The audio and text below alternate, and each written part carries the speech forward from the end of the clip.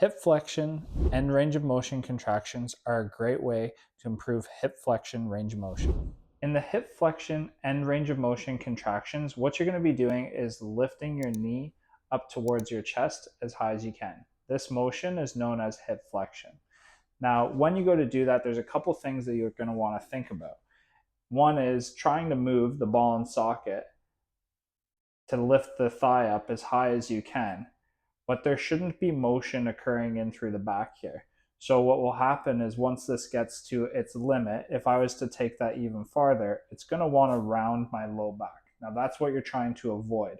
So you're thinking of keeping this neutral spine or even a little bit of a curve in through the low back here as you go to lift this leg up as high as you can.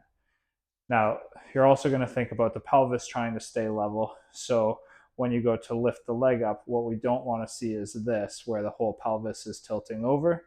We want the pelvis to stay as level as possible when you then go to try to lift the leg, moving at the ball and socket.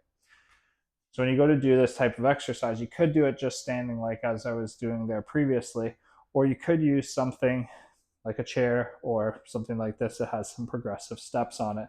And so let's say you're working on a chair here and my foot is resting on it. I'm going to set my pelvis and do a little bit of a brace of the core and then try to lift my foot up off of that position and try to hold this. Now for my setup here, I could go another rung higher. So now I'm getting closer towards the end of my range of motion, and I'm going to try to lift my foot off of that and keep it off of that rung for as long as possible.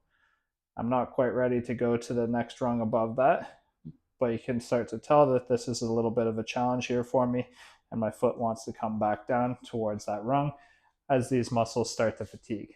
The goal here being is that we're trying to get that hip joint to get as much range of motion in this direction as we can before it starts to get the whole pelvis and low back to do that tilting. Good luck with that.